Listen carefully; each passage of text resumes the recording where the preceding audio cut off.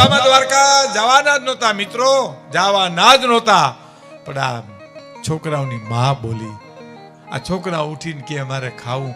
માં છે ને એ માં છે સાહેબ, બીજા વગડાના વા છે. એક વાત કરી દઉં, માની વાતો કરવી તો આ ઘણો સમય લાગે. પણ માં કોને કહેવાય, મા બાપ કોને કહેવાય ખબર? એક સાધુએ મને બહુ સરસ વાત કરી. મને કે ભીખુદાનભાઈ, આ બધાએ કાન ખોલી સાંભળજો મિત્રો, યુવાન મિત્રો, વડીલો, મુરબ્બીઓ બધાય. મને કે ભીખુદાનભાઈ, આ વિધિના લેખ કોઈ દી ફરે નહીં. આપણે એમ કહીએ ને વિધિના લેખ લખાઈ ગયા ભાઈ, હવે ફેરફાર ન થાય. પણ 3 બાબતો મહાપુરુષે મને કીધું, 3 બાબતો વિધિના લેખને ફેરવી નાખે છે. મેં કીધું કઈ બાબતું? એક કઠણ સાધના છે ને એ તમારા લેખને ફેરવી નાખે. કઠણ સાધના તમારા લેખને ફેરવી નાખે. બીજું, સદગુરુના આશીર્વાદ તમારા લેખ ફેરવી નાખે છે. સદગુરુના આશીર્વાદ મળે કે બેટા તારું સારું થાય તો સારું થાય. અને ત્રીજું, મા બાપના આશીર્વાદ છે ને એ લેખને ફેરવી નાખે છે.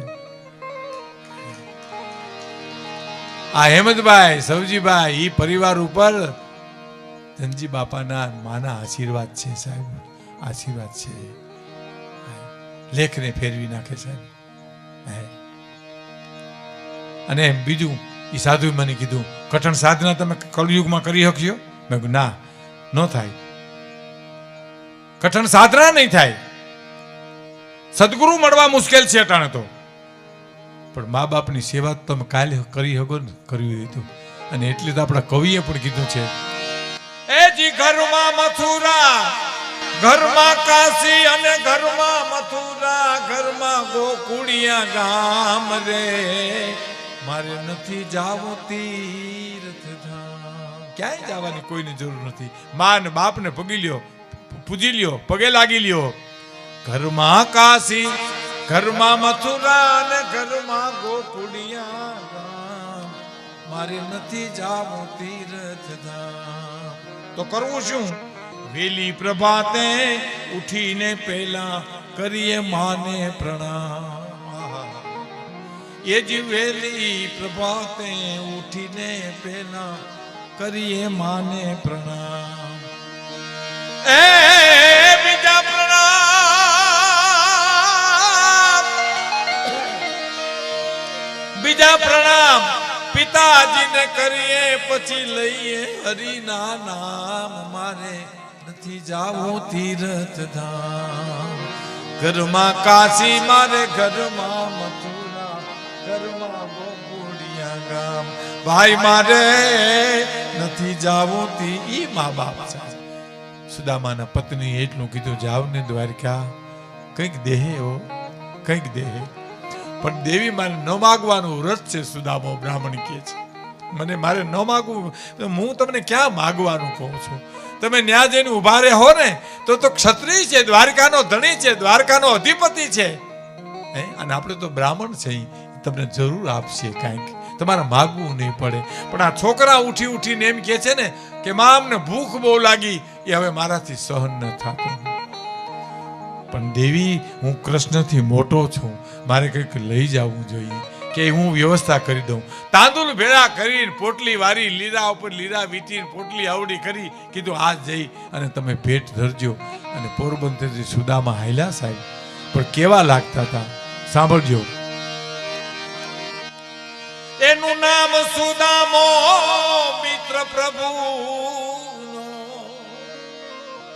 એનું નામ સુદામો, મિત્ર પ્રભુનો, ઈ ધીમે ડગલે જાય છે દ્વારિકાના પંથે, પ્રભુ નગરીના પંથે. બ્રાહ્મણ ચાલ્યો જાય છે, એક બ્રાહ્મણ ચાલ્યો.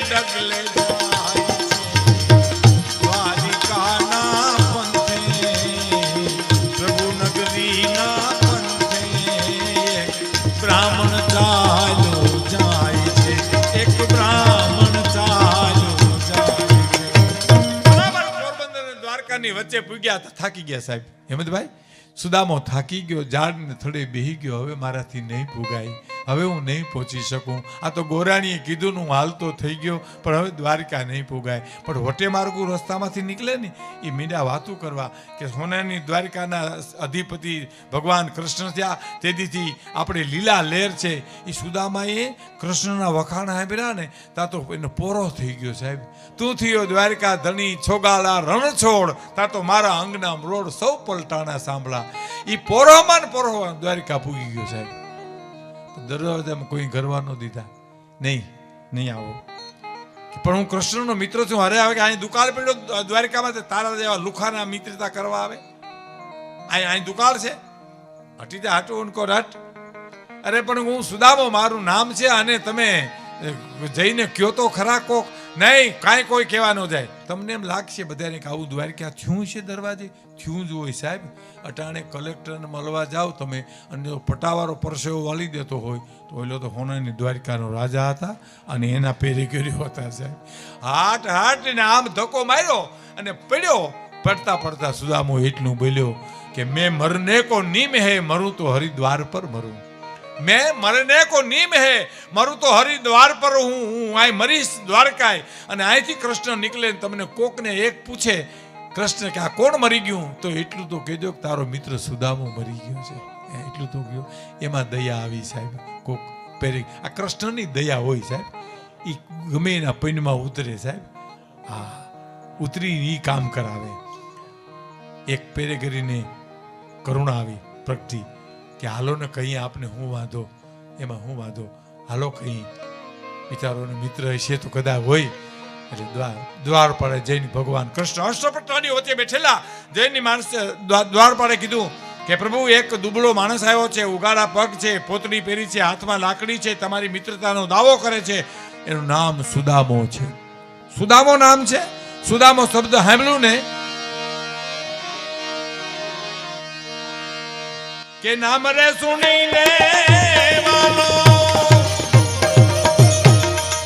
ગોરા ગિરધારી વાલો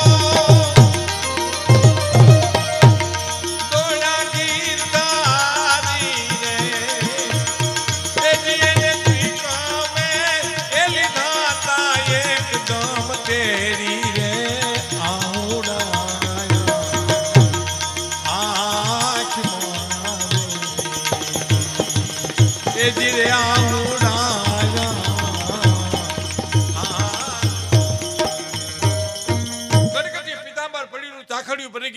ગડગતી ડોટ મૂકીને કૃષ્ણ દોડ્યા પણ દ્વારકાની બજારમાં માણસો વિચાર કરે કે આટલો ઝડપી કૃષ્ણ કોઈ દોડીને ગયા નથી આ કોણ છે સુદામાને તેડી લીધો સાહેબ મારો બાપ આવ્યો મારો વિહામો આવ્યો આખી દુનિયાની ગરીબાઈ અને આખી દુનિયાની અમીરાત એ મિત્રતા તો આ ભારતમાં શક્ય બીજે ક્યાંય શક્ય છે જ નહીં સાહેબ એક બાજુ આખી દુનિયાની ગરીબાઈ છે એક બાજુ આખી દુનિયાની અમીરી છે સુદામા તેડી લીધો સાહેબ આસન ઉપર બેહાડ્યા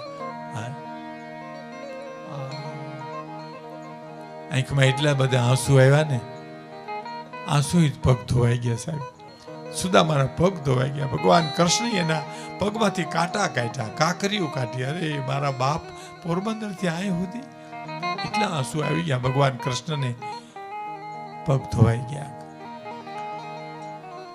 જારી તો પડી રહી એક બાજુ પાણીની ગોપીઓ જોઈ રહી કોણ આવ્યું હા અને આટલી સેવા કરે છે પણ ઓલી પોટલી હતી ને ગરીબાઈની તાંદુલની એ ખબર પડશે તો મારા કૃષ્ણને દુઃખ થાય એટલે બિચારો હતાડ્યા કરે હો વાંચી વાહ મૂકી દે વાંચી વાહ મૂકી દે વરી કાઢશે ને વરી જો તો એમ થાક મારી ગરીબાઈ જોઈને દુઃખ થાય આનું નામ મિત્રતા કહેવાય સાહેબ આનું નામ મિત્ર કહેવાય પણ આ તો અંતર્યામી હતા ને એને શું કીધું ખબર સુદામા ગુરુના આશ્રમમાં આપણે ભણતા તને યાદ છે તો હા યાદ છે મને યાદ છે આપણે ઝાડવે ચડી ઓરકોડ આંબળી રમતા એ તને યાદ છે તો હા તું ટકલી ડાળી બેઠો બેઠો કંઈક કકડાવતો અને હું તને પૂછતો કે હું ખા તો તું એમ કહેતો કે કાંઈ નથી, એ તો બારું કાઢ કરીને પોટલી ખેંચી સાહેબો.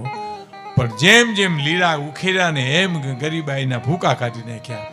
અને જ્યારે વિદાય થઈને મૂકવા ગયા ને, આમાં સાંભળજો સાહેબો, આ પ્રસંગ સાંભળજો, આ અદ્ભુત છે. મૂકવા જાય છે પોતે મિત્રો સાથે. કોણ? કૃષ્ણ દ્વારકાધીશ. કોને?